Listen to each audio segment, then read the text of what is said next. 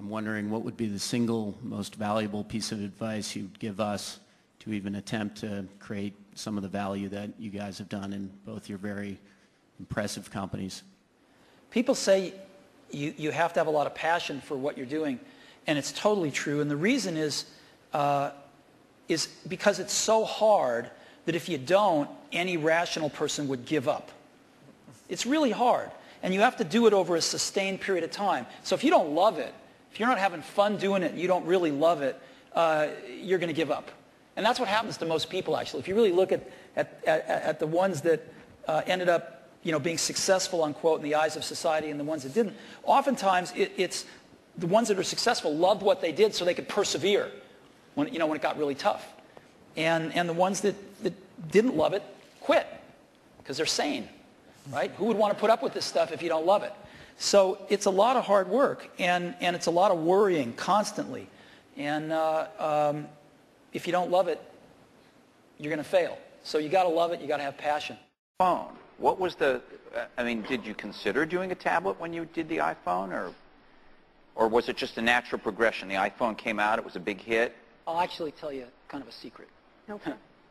Okay. I actually started on a tablet first. Really? And I had this idea of being able to get rid of the keyboard, type on a multi-touch glass display.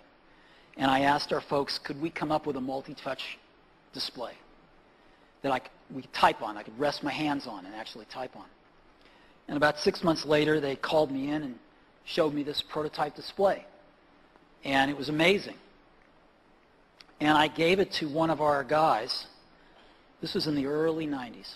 I mean, early 2000s. 2000s, yeah. And I gave it to one of our other really brilliant UI folks. And he called me back a few weeks later, and he had inertial scrolling working and a few other things. Now, we were thinking about building a phone at that time. And when I saw the rubber band, inertial scrolling, and a few of the other things, I thought, my God, we can build a phone out of this.